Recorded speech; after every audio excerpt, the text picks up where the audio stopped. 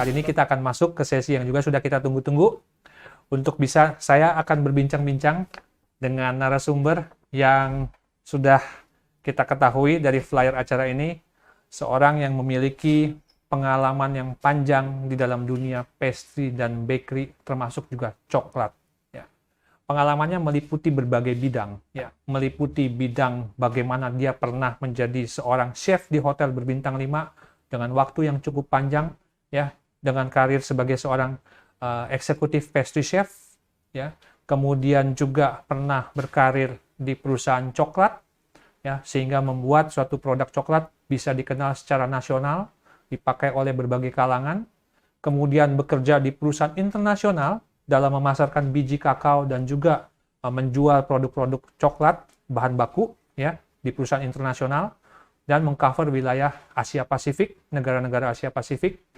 Dan berikutnya bergabung di perusahaan yang membuat produk-produk frozen pastry skala besar juga di Indonesia. Dan berikutnya membuka toko pastry di sebuah kota yang cantik, yaitu Kota Bogor, dengan produk-produknya yang juga fenomenal di kota tersebut. Dibuka justru pada saat pandemi baru mulai. Dia sempat syok, ya, karena baru dibuka tokonya, pandemi menghantam seluruh permukaan bumi, ya. Tapi itu harus dihadapi dan justru dia terkaget-kaget pada saat pandemi, usaha pastry shop-nya justru mendapatkan sambutan yang luar biasa dari para pengunjung, dan sekarang juga aktif sebagai seorang pastry and bakery consultant untuk berbagai jaringan perusahaan makanan besar di Indonesia. Tidak berlama-lama, saya perkenalkan Chef Dieter Speer. Halo Chef Dieter. Hi, Petrus, good afternoon. Thank you for having me.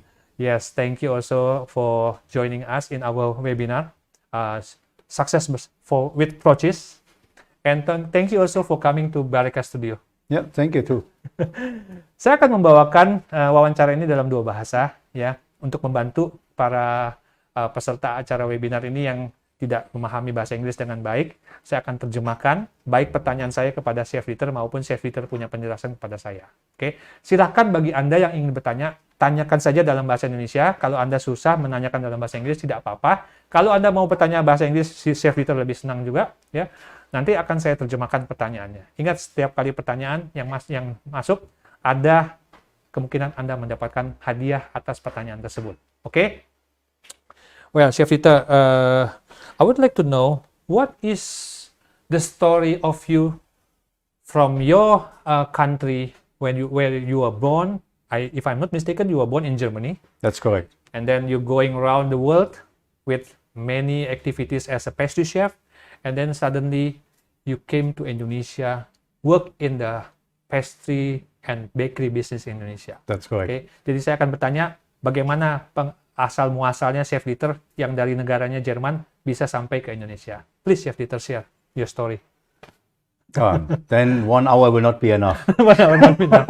Okay. Now, as Petrus say, I'm German. I graduated as a baker in Germany, and as a very young age, my first job was way back in '79 in Dubai, United Arab Emirates, when Dubai was then a small village. And from there on, I covered countries like Saudi Arabia, Syria, Bahrain. Then I came to Asia way back in 1988, now where I started working first in Singapore. Yeah, and then from Singapore I came to Indonesia, working here also as a corporate pastry chef to cover Southeast Asia. And then later on I went into the industries, covering Asia Pacific. So lots and lots of traveling. But then I was always curious when I went into countries to discover their culinaries, particularly in terms of bakery. I always went into bakeries, I tried, and then I asked the locals, what is the difference between, or what is a good pastry and what is a bad pastry, so I learned. Okay. And so over the years, I gathered lots and lots of experience. Oke. Baik, jadi Chef Dieter bercerita bahwa dia tahun 79 memulai karirnya, kalau nggak salah waktu itu, when you were still 19 years old in 1979, ya? That's correct, yes. Oke, jadi bisa ditebak umurnya Chef Dieter berapa ya sekarang ya. Dia ngerti bahasa Indonesia, tapi dia nggak susah ngomongin dalam bahasa Indonesia.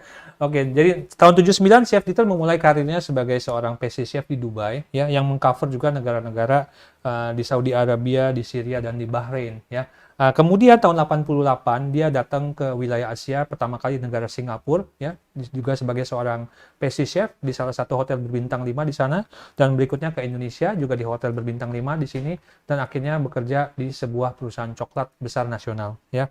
Nah, selama dia di Indonesia dan di negara-negara Asia, Chef Dieter selalu memiliki rasa tertarik dan keingintahuan yang besar mengenai apa yang terjadi di suatu negara, ya, atau di suatu tempat akan produk-produk bakery dan pastry-nya. Ya, apa yang bagus di sana, apa yang kurang bagus di sana, apa yang disukai atau yang tidak disukai di negara tersebut. Dia akan belajar dari sana. Dan Chef Dieter, saya tahu bahwa Chef Dieter itu orang yang senang belajar dari siapapun juga. Ya, dia cukup humble, cukup rendah hati untuk belajar pada siapapun juga.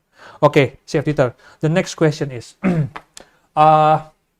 you already working not only in the manufacturing business, but you also working in the sales business of the chocolate company or the cacao product company. That's correct. Yes. Yeah, and then also you working in the the pastry business also nowadays. You open the Mr. and Mrs. Cake Shop. That's correct too. Okay, from your different experience, from different condition of the business, what is your conclusion that as a pastry business owner or bakery business owner, what should we do in the beginning when we want to start in this business correctly?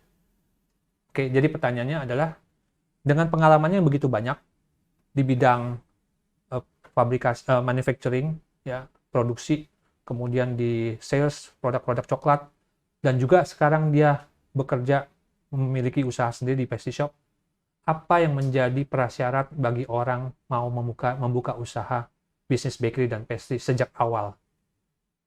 It's a very simple question, but there is no simple response. Okay. So we stick to Indonesia. No need to talk about in general. Yeah. So, and we need to understand that, let's say, Indonesia by size is larger than the entire Europe. And I'm saying that because you need to know where in Indonesia do you live. Oh, okay. And then how is the market there? The market, you have to divide by income, social status. You have to see, are you in a village, medium city, big city? You have to see, do you want to open in a traffic area, or do you want to have a shop where people has to come to you, so that's a destination. So you need to understand the market you are into. Okay. And to whom do you design your product to? That, I think that is very important. Let's say Petrus mentioned, I'm having now my own business since 2.5 years. I opened right at the beginning of the pandemic. So, and my focus was always middle up market, Okay. more towards up. Yeah. So, and from here, because I'm very good with European bakeries, European cakes, I wouldn't touch anything from Korea. I wouldn't touch anything from Taiwan, from Japan. Yes, I can, but I don't have a profound knowledge. So the cakes and the breads available in my cafe is really reflecting the experience we are having. Okay. And then, of course, always listen to your customer. Yeah. So the feedback we are receiving, and based on the feedbacks, we immediately respond to it by changing some of our product, by sharing our philosophy and the like. Okay. Thank you for the explanation. Jadi menurut Chef Dieter, jika kita ingin memulai bisnis bakery, kita tidak perlu melihat bagaimana yang terjadi di seluruh dunia pada umumnya karena terlalu besar. Indonesia saja sudah besar banget, ya, karena wilayah Indonesia itu lebih besar daripada Eropa. Oke. Nah, yang perlu kita perhatikan adalah pada saat kita memulai bisnis bakery, di mana sih kita tinggal? Ya, kemudian marketnya kita harus bisa definisikan siapa market kita, ya, menurut penghasilannya, menurut di mana dia tinggal, ya, bagaimana dia hidup dan lain sebagainya, ya. Sehingga kita harus bisa memahami siapa pasar kita dan bagaimana kita mentarget mereka, siapa mereka. Kita harus jelas sekali mengenai mereka. Oke. Nah, pada saat kasus yang dialami oleh Chef Dieter dengan Mr. and Mrs. Cake Shop dia di Bogor, ya, dia sudah jelas bahwa sejak awal dia mentargetkan adalah market yang menengah ke atas, middle up income. Oke. Dan dia memiliki pengetahuan yang luas mengenai produk-produk yang selama ini dia sudah kuasai mengenai European pastry atau pastry Eropa, bakery-bakery Eropa. Jadi kalau Anda ke Mr. and Mrs. Cake, Anda saya pastikan menemukan cake-cake atau roti-roti yang memang stylenya orang Eropa dan originally orang Eropa punya bread and cake. Ya. Jadi silakan ke sana, ya. Dan dia karena tidak walaupun dia bisa bikin Korean cake atau Japanese cake, tapi dia selalu berfokus pada kondisi di mana dia memang memiliki kemampuan paling utama di sana. Oke. Chef Dieter, after you already have also the experience which is very hard for all of us, which is the COVID pandemic time or era, more than 2 years, and still we having the pandemic situation at this until today. What is your experience and your knowledge and understanding passing this hard pandemic time for more than 2 years?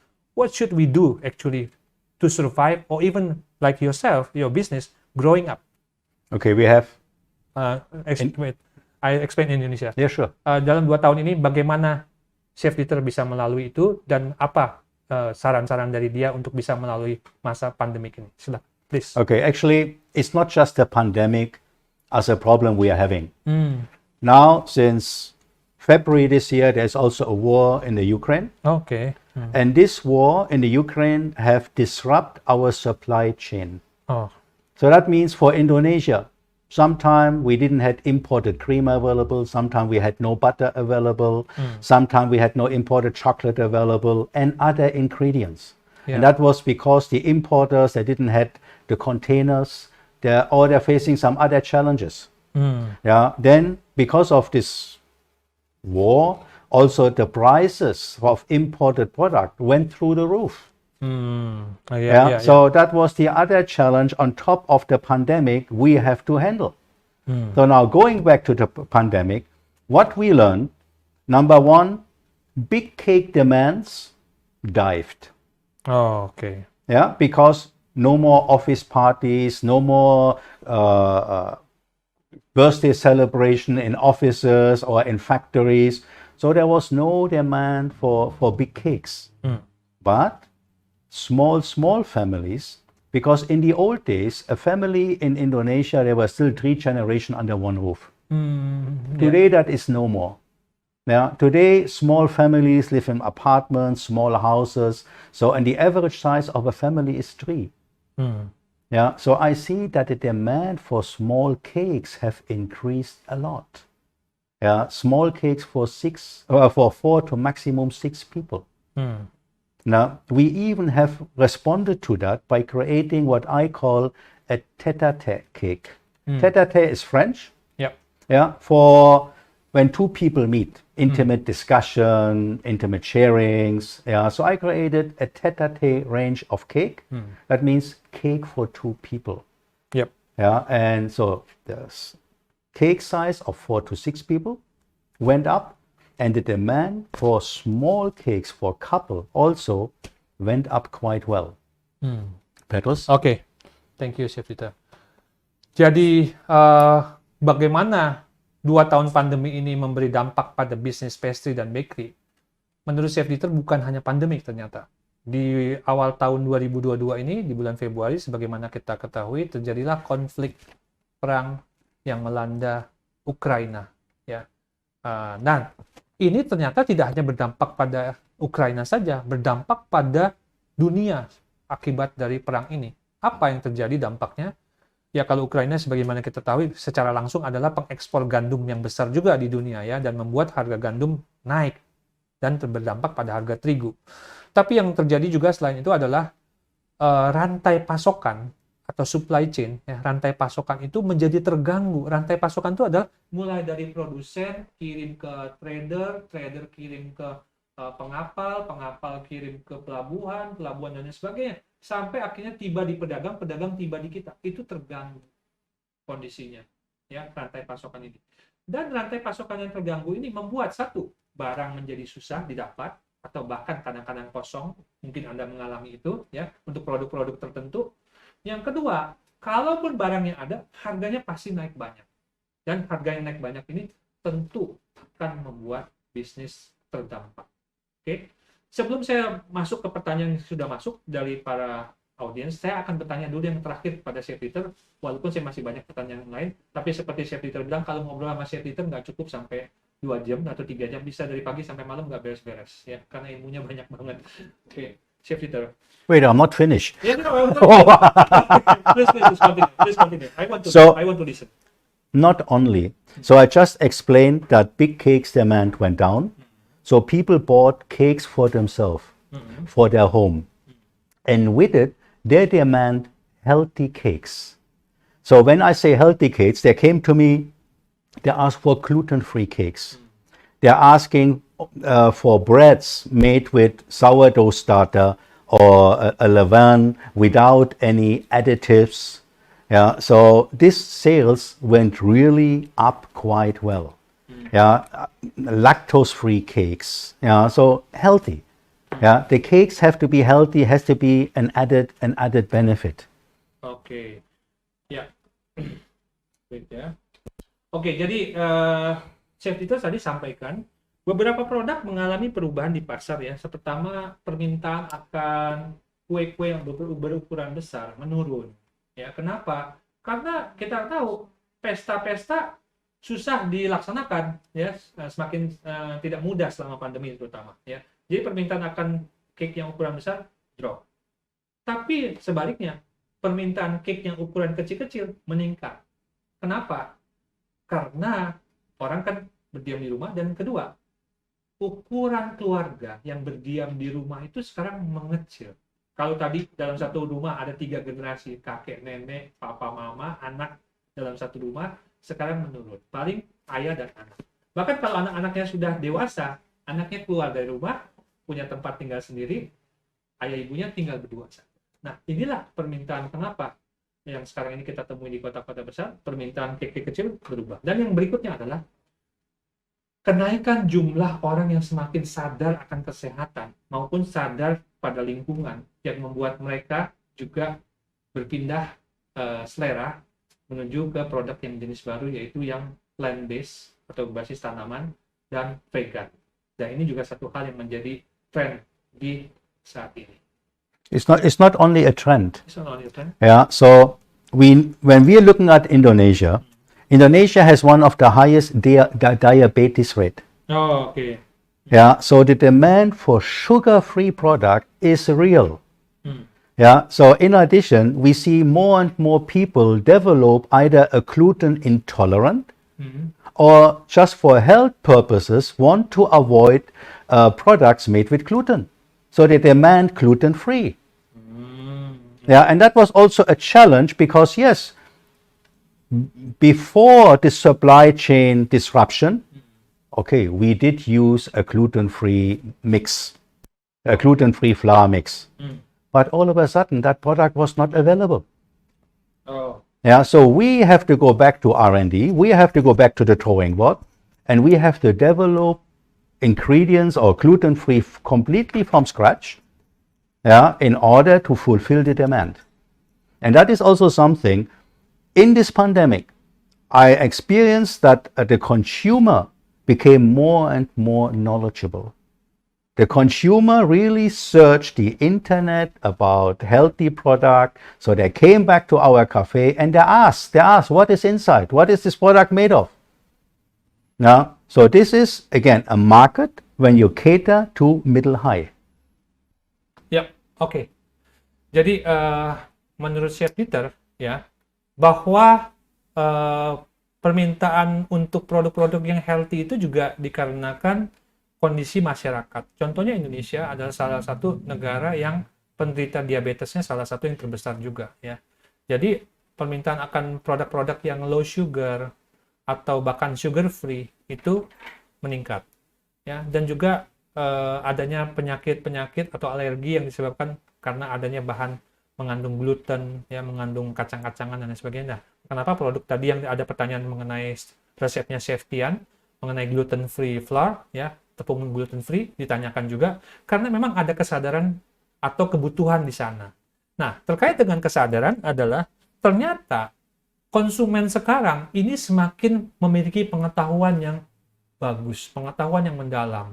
Jadi kalau mereka datang ke satu toko coklat, toko pastry atau toko bakery, mereka suka bertanya juga, apa yang ada di dalam sini produknya, yang terkandung ini mengandung gluten kah, mengandung ini kah, ya. Terutama untuk usaha-usaha yang menargetkan konsumen yang kelas menengah ke atas. Maka dipastikan bahwa Anda harus bisa menjawab kebutuhan akan konsumen yang semacam ini yang akan semakin besar jumlahnya di Indonesia. Okay, so as a business owner for bakery and pastry business in Indonesia, what is the clue from you for us to be the survivor in the very competitive and very difficult, challenging time? You explain about the supply chain problem, the price increase and everything, while the competition is getting worse also with the online pastry shop and online bakery shop. What should we do? Jadi saya tanya apa yang harus kita lakukan dengan persaingan yang semakin ketat saat ini dan juga harga-harga yang semakin meroket. Okay, I have to repeat a little bit myself. Understand your market. Understand your market. Okay. Number one. Number two, don't copy. Don't go to a competitor and see what are they doing. Yeah, and then you try to make something similar. If you make what everybody else is making, you will get what everybody else is getting. Okay. Yeah, so don't. Whatever you do, it has to be so good, that you say, wow, they will come back for more. Let's say none of our sponges, we use premix. All the sponges, and we have tens of different type of sponges we're producing for our cake, are made from scratch. Most sponges, we use either sour cream or yogurt. Okay. Yeah, because also as a rising agent, we use baking soda. Yes, we whip up our egg whites, we whip up our egg yolks and so forth. Yeah, and then because the yogurt or the sour cream is adding a level of moisture, so that the sponge keeps nice for a longer period of time. It makes the sponge more easy digestible. So when people eat a piece of cake, they don't feel like that a stone is sitting on their stomach. Yeah, so they feel after eating one of our cakes, yeah, so they still feel good because how we are composing our recipes. Now, so we put a lot of philosophy into our cakes, and we are communicating this philosophy. We are educating our customer. Now, and so we build a very loyal customer base. Oke. Baik, jadi Chef Dieter memberikan clue yang bagus ya dari berdasarkan pengalamannya sendiri. Yang pertama, sekali lagi dia ulangin, pahami, kenali pelanggan Anda dengan sebaik-baiknya. Ya, itu penting bagi Anda. Yang kedua, jangan mengcopy apa yang orang lain sudah lakukan. Jangan. Karena kalau Anda lakukan itu, ya Anda juga dapetin yang nggak ada bedanya. Ya, atau mungkin di bawahnya dia. Nah, yang harus Anda lakukan adalah membuat sesuatu yang unik, yang berbeda, yang membuat Anda jadi dikenal kuat di sana. Nah, yang contoh yang dilakukan oleh Chef Dieter adalah di tokonya dia bahkan membuat produk yang memakai sourdough, ya, kemudian sour cream, yang membuat pengunjungnya kalau habis makan produknya dia, perutnya merasa nyaman-nyaman aja, nggak ada masalah dengan merasa nggak enak di perutnya atau apa. Ya, mungkin karena biasanya orang Indonesia juga kalau untuk produk tertentu akan ada setelah konsumsi itu masalah pencernaan. Dan terakhir adalah mengedukasi pasar kita supaya pasar kita memahami kenapa membeli produk dari kita, dan dia akan kembali dan kembali lagi karena dia memahami keunggulan dari produk kita. Okay, now we move to the question from the customer, from the audience, not from the customer. Customer of webinar. Yeah, my correction.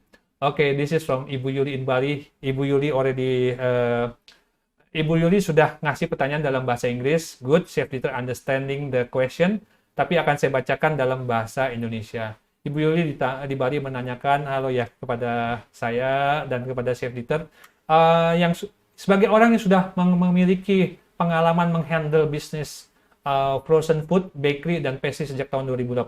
Nomor satu pertanyaan dari Ibu Yuli adalah, apakah ada kesulitan dalam membuat roti dengan bahan herbs atau tumbuh-tumbuhan untuk di-frozenkan? Yok, answer? Okay. My straight answer is never use fresh herbs. Always use dry herbs. From thyme to rosemary to oregano, always use dry, yeah, including also vegetables. So if you make a focaccia, dry your tomatoes. Yeah, we also make our focaccia, and we dry our tomatoes overnight in the oven, so they really shrivel, and then we preserve them in olive oil. So whenever we need, we chop them up and we can add them into our focaccia. Yeah, so my general answer, for frozen bread, use dry herbs and there will be no problem with frozen. Yeah, mind you, don't use the herbs to sprinkle on the bread. Because when you freeze them, yeah, and then it's too easy for the herbs to come off the surface. So we are talking about herbs mixing into the dough. Oke, baik. Jadi Chef Dieter menjawab pertanyaan yang pertama dari Ibu Yuli di Bali ya, kalau nggak salah ya, bahwa kalau memakai bahan tumbuh-tumbuhan, sayur-sayuran ataukah rempah-rempah dan sebagainya, jangan pakai yang segar, ya, pakailah yang kering, dry one, ya. Nah, contohnya adalah tomat yang oleh Chef Dieter, dia keringkan dulu tomatnya, ya, dan kemudian setelah itu baru dia pakai setelah itu dengan campuran minyak untuk mengembalikan moisture-nya lagi. Kedua, bahwa pada saat tanaman yang bahan-bahan tumbuh-tumbuhan itu dipakai yang kering tadi, jangan ditabur di atasnya, ya, tapi campurlah ke dalam adonan. Kenapa kalau ditabur? Akan mudah bagi bahan-bahan tersebut untuk lepas, terjatuh, tercecer, sehingga akhirnya percuma, ya. Nah, jadi harusnya ditaruh di dalam adonan. Pertanyaan kedua adalah, apakah perbedaan, what are the difference, dan tantangan selama pre-epidemic, mungkin sebelum pandemi kemarin ada tantangan seperti apa, selama pandemik, dan selama nanti new normal dalam dunia pemasaran untuk produk bakery yang mungkin Chef Dieter sudah alami. So what is your answer for this, which is a very difficult one? The question itself is simple. Yeah, my belief is your bread needs to tell a story. Yeah. So earlier on I said already, we have to focus on health. Yeah. So if you use a premix, yeah, so 50% premix, 50% standard flour, little bit yeast, water, ready is the bread. What kind of story you want to tell? It will be hard. So for us, again, we make our own. When we make Italian breads, we make our own bigger. When we make French bread, we make our own levain. We make our own American sourdough. We make our own German sourdough. Yeah, long fermentation processes. And that is the story we keep telling our customer. Okay. Yeah, so, and they come back for more because they can taste the difference compared to other bakery bread. Yeah, and then because we do what we are doing, that means even on the second day or on the third day, our customer keep telling us your bread is still tasting great. But if I go to another bakery already the next day, the bread is stale. Why is that? Yeah, because the other bakery, they make straight dough. For us, we have all this kind of different starter dough, sourdough, and then we have the long fermentation process. it's a winner. Plus, no added fats, no added sugar, no added emulsifier in our recipe. Oke. Our customer love this. Oke. Ya, jadi pertanyaan berikutnya adalah apa yang harus dilakukan oleh seorang, terutama mengenai apa yang sudah dilakukan oleh Chef Dieter, seorang bakery owner atau pastry shop owner selama sebelum pandemi, dan sekarang ini kita memasuki masa new normal. Jawaban Chef Dieter adalah bahwa kita harus memiliki produk yang bisa bercerita. Your bread needs to tell the story. Ya, jadi produk kita, roti kita harus bisa bercerita. Terutama untuk kelas menengah ke atas yang sangat-sangat sensitif lidahnya dan memiliki pengalaman panjang dalam menikmati produk-produk yang bagus. Jadi lidahnya sudah sangat sensitif. Oke, maka dia sendiri di bakery-nya sampai saat ini, Chef Dieter membuat adonan rotinya, ya, bahkan starternya, bahan adonan awalnya untuk di-create atau dibuat ke dalam produk-produk roti yang lainnya. Ya, kalau di roti-roti Italinya dia membuat biganya, ya, jadi semacam adonan dasarnya, adonan induknya, ya, sourdough-nya dia buat sendiri semua, dan prosesnya juga melalui proses fermentasi yang panjang.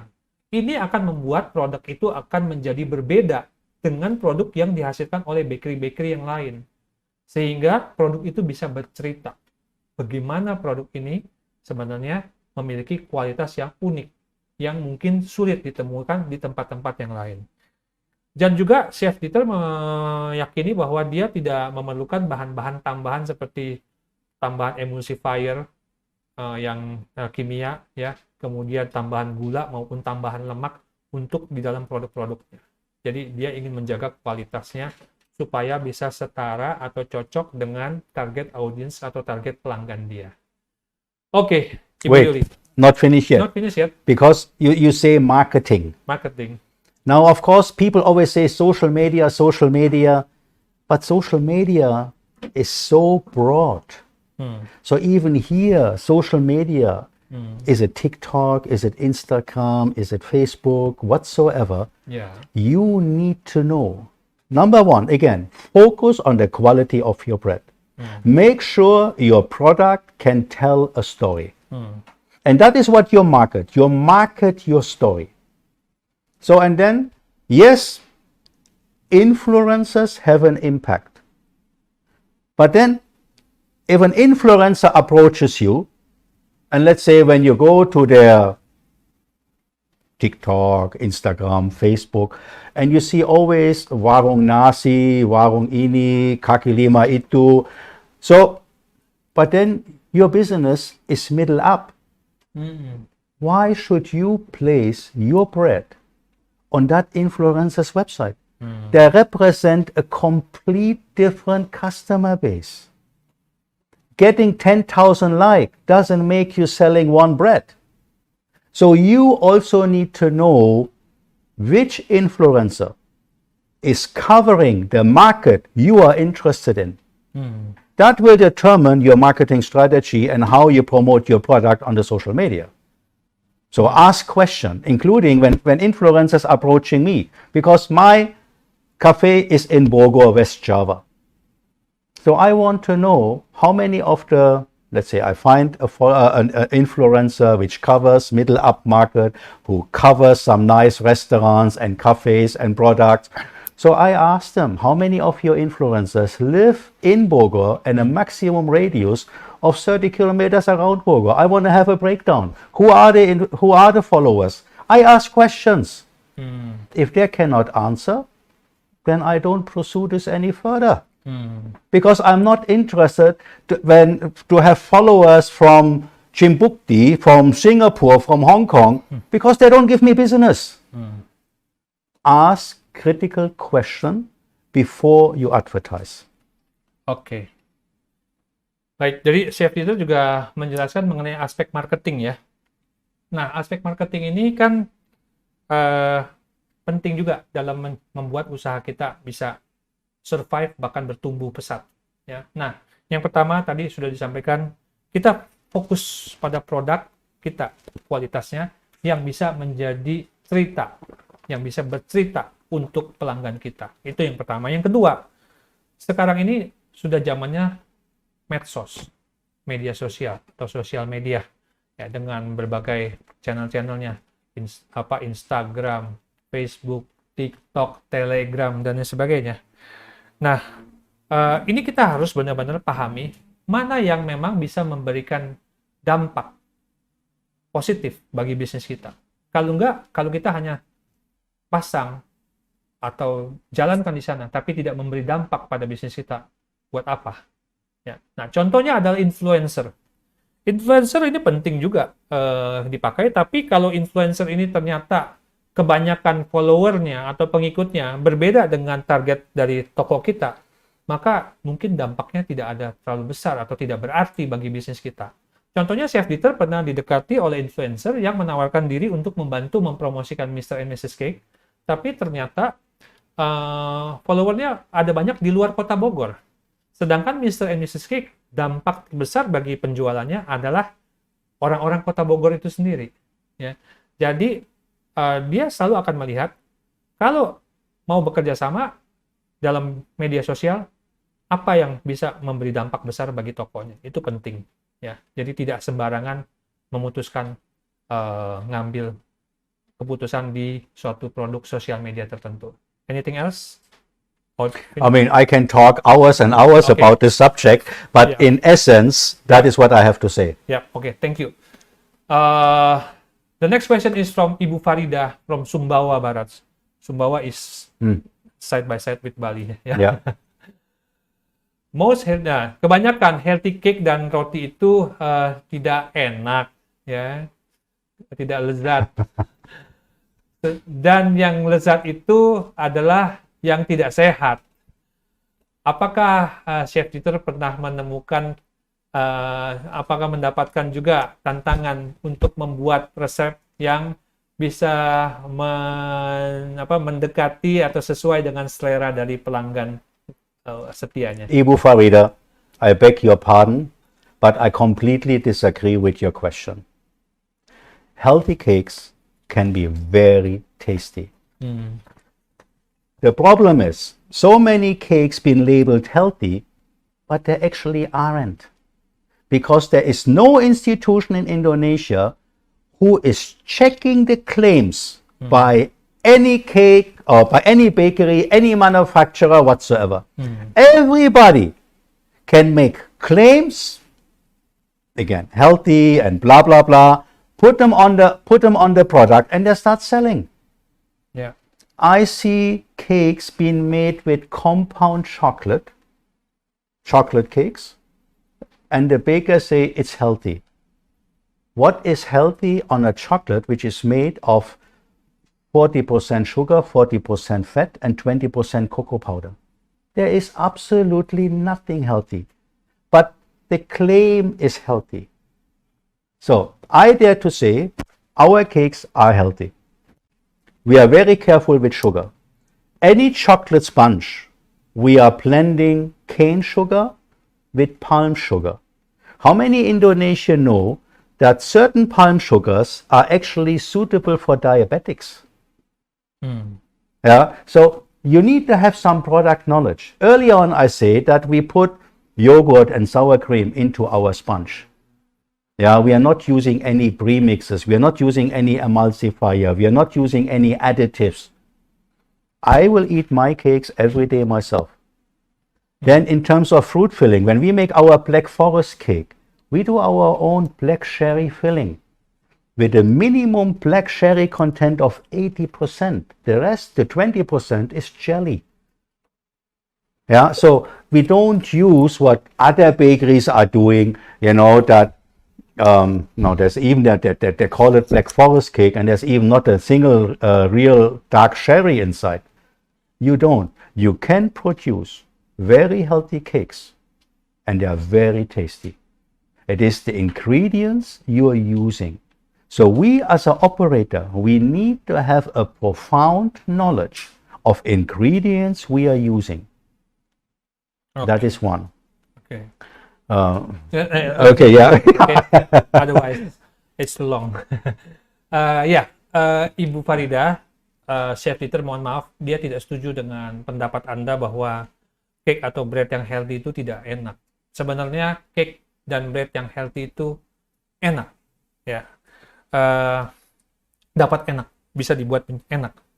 Nah, bahkan menurut dia menemukan ada produk-produk yang diklaim atau dinyatakan sehat, sebenarnya mungkin belum tentu sehat, karena tidak ada badan resmi di Indonesia yang bisa mengklaim suatu produk dikategorikan healthy product or unhealthy product. Ya. Jadi belum ada sampai saat ini yang bisa memberikan approval atas klaim sehat atau tidak sehatnya suatu produk. Nah, yang penting diketahui adalah bahwa kita sebagai business owner atau pastry shop yang memproduksi produk harus memiliki pengetahuan yang kuat mengenai bahan-bahan yang kita pakai. Ya, sehingga dari situ kita bisa memutuskan bahan apa yang cocok dengan rasa selera pasar tapi itu sehat. Contohnya adalah palm sugar, ya, atau gula palm, ya, apa ya. Jadi itu mungkin gula aren, ya, gula aren. Itu sebenarnya sangat cocok bagi orang diabetes dan rasa manisnya pun disukai. Tapi mungkin tidak banyak yang mengetahui bahwa gula aren itu cocok bagi orang diabetes. Ya. Dan juga Chef Dieter bilang bahwa dia memakai yogurt sour cream di tempat dia. Ya, bahkan untuk Black Forest dia membuat sendiri produk dark cherries-nya. Ya. Sehingga bisa dikategorikan sebagai Black Forest. Coklatnya juga memakai coklat yang real coklat. Ya, tidak mungkin produk yang dikategorikan sehat itu memakai gulanya sampai 40% lebih dan sebagainya. Atau Black Forest tapi tidak memakai dark cherries. Nah, ini hal-hal yang sebenarnya banyak yang menjadi PR bagi kita sebagai bakery owner atau pastry shop owner, perlu memahami mengenai apa bahan-bahan yang kita pakai di dalam produk-produk kita.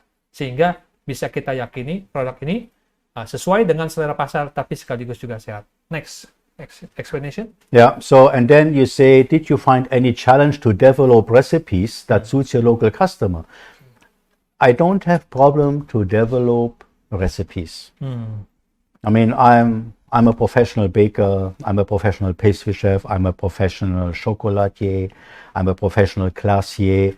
So I know how to develop recipes. I also know the impact of ingredients. Yeah, let's say the difference between oil, shortage, margarine, butter, I know. So because of that knowledge, I don't have problem to develop recipe. The challenge I see is the availability of ingredients.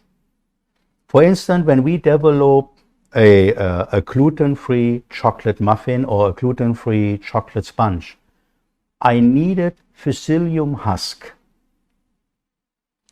When I call around supplier, they even don't know what I'm talking about.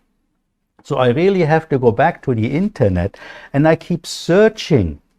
First, I imported psyllium husk from Singapore. Then finally, I found a supplier of psyllium husk here in Indonesia. Yeah, so brings my cost down, etc. That I could do my gluten-free product. And I needed psyllium husk because when we talk about gluten-free, we need to know what can replace an ordinary wheat flour. And there are two major categories to replace that. On the light side, yes, earlier on we mentioned tapioca flour. We also can use rice flour. Yeah, we also can use cornstarch, we can use potato starch. Yeah, so these are different starches we can use to replace.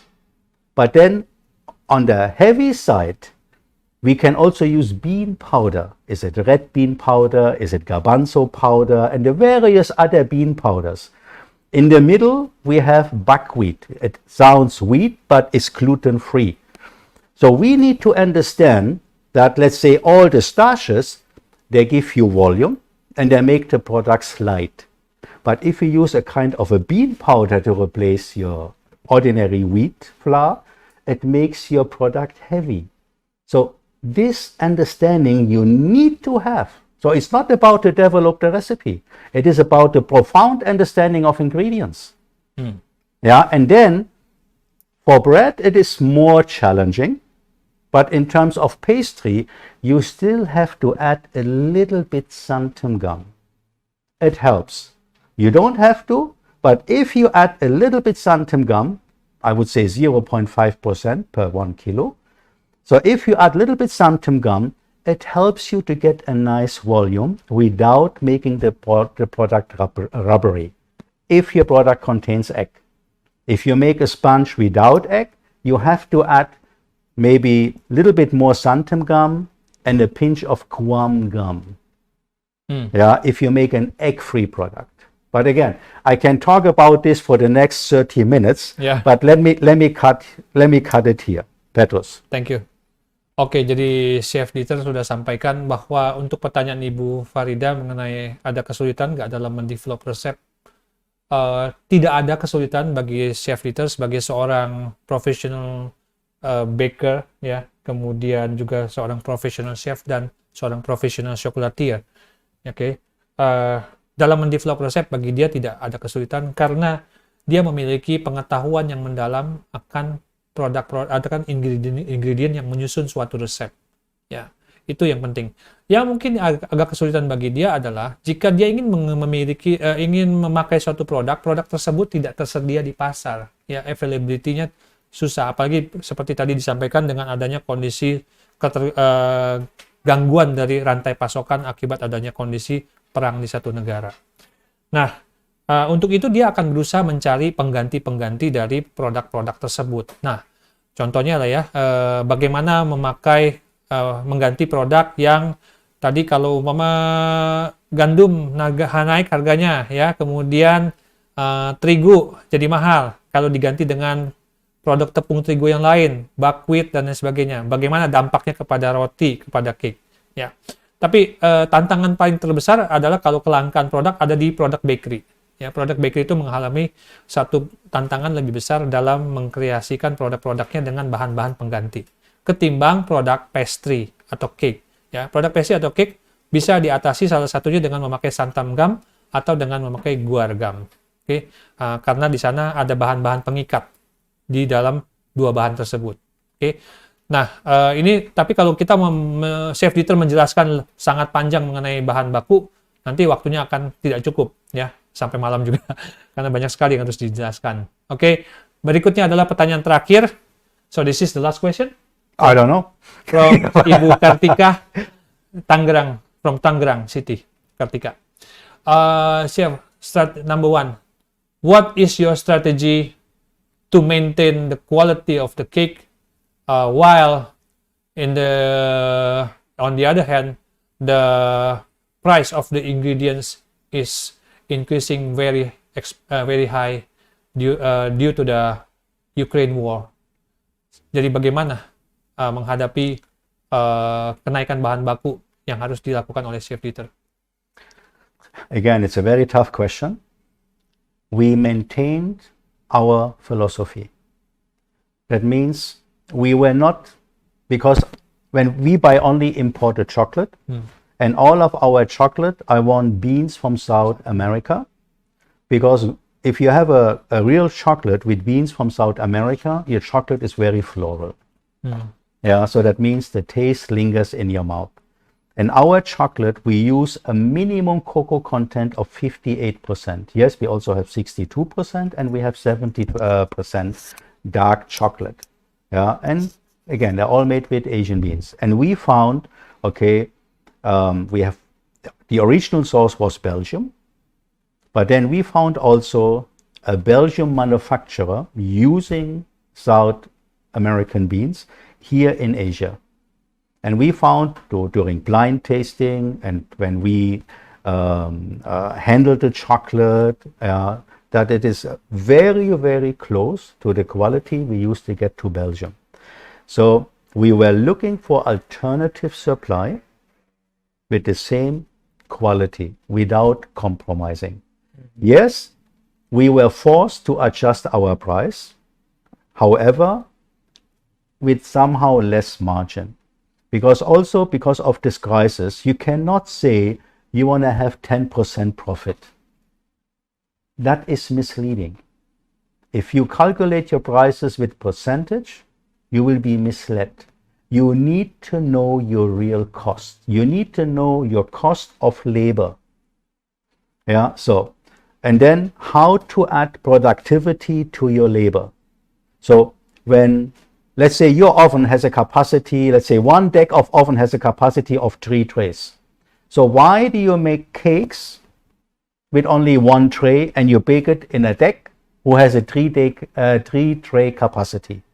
So here you have to say, to cut cost, because for the person who is making that sponge, to make 1 tray with 6 cakes, the time doing 3 trays with 18 cakes is almost the same.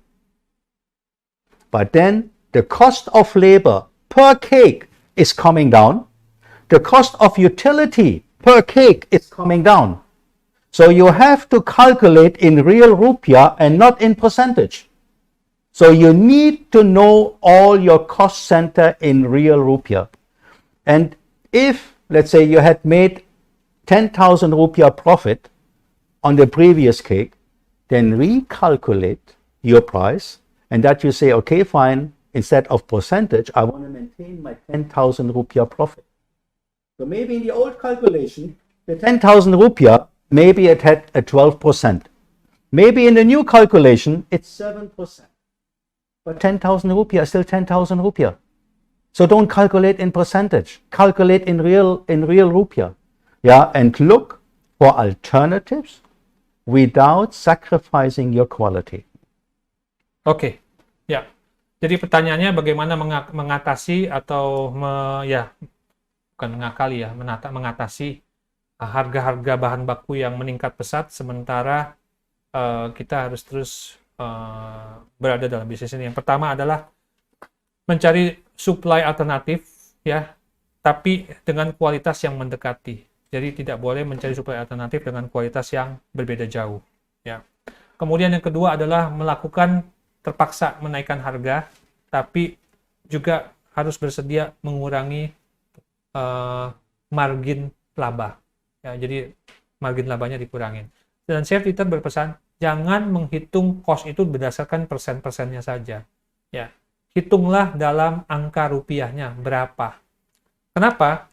Karena kita bisa saja mendapatkan suatu angka rupiah yang tetap bisa sama, tapi persentase dari profit marginnya sudah berbeda.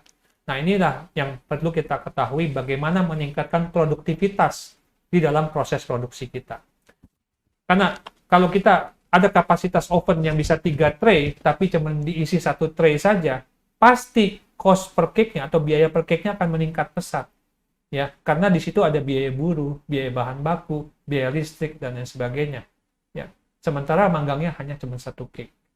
Nah, jadi bagaimana menjaga kalau kita memiliki untung Rp10.000 sebagai target, tetap bisa dapat Rp10.000, walaupun secara persentase margin berkurang. Oke. Nah, yang kedua adalah the next question is how to process your waste product if your product is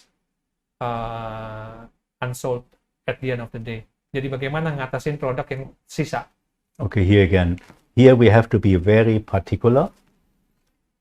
Number one, when you design cakes, when you develop your own recipe, and then how the garnish and everything about your cakes, you have to put in mind that the cake has to stay minimum 3 days. Yeah, so don't make a cake, let's say with fresh strawberries, things like that.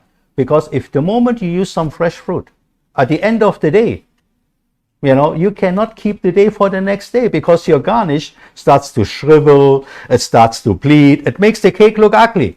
Don't. Yeah, rule number 1, do not use anything fresh because this fresh will spoil your cake very fast. Then, like I said earlier, you need a profound knowledge about ingredients. Let's say I go to some cake shops and I see, let's say, cakes coating with the ganache glaze or chocolate glaze. And it's already, the color is dull, and it has already developed some cracks, for sure they will not sell that cake. Because just by the looks, you can tell the cake is old. But you can prevent that by adding some trehalose sugar into your ganache. Trehalose is 100% natural, it's not a chemical. Yeah, so it goes under sugar. Yeah, but it has only 30% of cane sugar sweetening power, and it has some jellifying aspects, yeah, which keeps the moisture of your chocolate ganache very well, so that your ganache is not cracking. Is not cracking. Yeah. So apart from avoiding fresh fruit, is your knowledge of ingredients, that you use your knowledge and you design your cakes that your cake can last at least 3 days. Yeah. So, and then that even after on the third day when you eat the cake, there is no difference in looks, texture, and taste versus the first day. Yeah, because and with this one in mind, then you have to have a sales strategy, a marketing strategy, a promoting strategy, that you say that cake has to be sold within, or any cake has to be sold within 3 days. And if you cannot achieve this, let's say if you evaluate after 1 month or 2 months, then you have to take the cake out. Yeah, then you say no point in keep promoting because I cannot find buyers. Design a new cake. In terms of baking products, again, we do croissants. So at the end of the day, the croissants we cannot sell. Yes, we put into the freezer. And the next day, we make a croissant and butter pudding. Sells very well, very tasty. So we are not waiting that the croissants getting stale, or we reheating or rebaking. No, we can do products. Yes, we now make croissants and butter pudding, but you also can take a day-old croissants. You cut open, you put some almond filling in, you put some almond filling on top, and you have an almond croissants. That is what the French are doing with the day-old croissant. Yeah, so again, we have to look into per product. But please mind what I just said before in terms of cakes. Petrus. Okay, thank you, Chef Dieter. It's very powerful information. Supaya bisa mengurangi, yang penting bukannya bagaimana treatment produk yang waste, justru bagaimana meniadakan atau meminimalkan produk yang waste, itu yang paling penting. Ya, jadi saran Chef Dieter yang pertama adalah pastikan kita ketika menjual cake itu harus bisa tahan 3 hari. Ya. Nah, hindari pemakaian buah-buahan yang segar, karena buah-buahan yang segar hanya bisa bertahan 1 hari. Maka cake-nya akan terdampak. Baru 1 hari, cake-nya pasti ikut rusak. Ya. Jadi pastikan kita tidak memakai buah-buahan yang segar. Yang kedua, kita harus memiliki pengetahuan yang jelas, yang bagus sekali mengenai bahan-bahan yang harus dipakai, yang bisa menjaga produk tetap dalam kondisi baik selama 3 hari. Ya. Contohnya, ada satu produk yang namanya trehalose, ya, yang bisa menjaga moist atau kelembapan dari cake sampai 3 hari. Dan trehalose ini adalah bahan natural, bukan bahan alami, ya, bukan bahan kimia. Ya. Dia bisa memiliki juga rasa manis yang lebih baik karena rasa manisnya hanya 30% dari gula pasir biasa, ya, gula dari tebu. Yang berikutnya adalah kita harus juga bisa memiliki suatu pengetahuan. Kalau cake ini sudah berjalan selama 2 bulan, tiap 3 hari tidak terjual-jual, maka kita harus bisa ngambil satu kesimpulan bahwa cake ini, ya, tidak boleh dijual lagi karena tidak ada customer yang menyukainya. Mungkin kita suka tapi customer kita tidak menyukainya. Maka sudah saatnya cake tersebut harus diputuskan, di-discontinue, dan kita membuat atau mengeluarkan kreasi yang baru yang mungkin dalam waktu 1-2 hari sudah habis terjual. Maka tidak bisa melihat produk secara keseluruhan, tapi harus dilihat produk per produk. Oke, Chef Dieter, really appreciate with all your very important sharing from your knowledge, from your experience. I believe, of course, this is not enough. for 1 hour. For No, us. I was about to say. Sorry for that, because this is for more than 1 hour for yourself. And I really want to hear that actually, because all the things that you coming out from your mouth is really gold price information, right? Not only 1 million, but gold price information for us as a business owner. Anyway, we have to end up this webinar. Once again, thank you very much for your time spare for this event. And before we leave, we need to take picture together with our audience. Okay.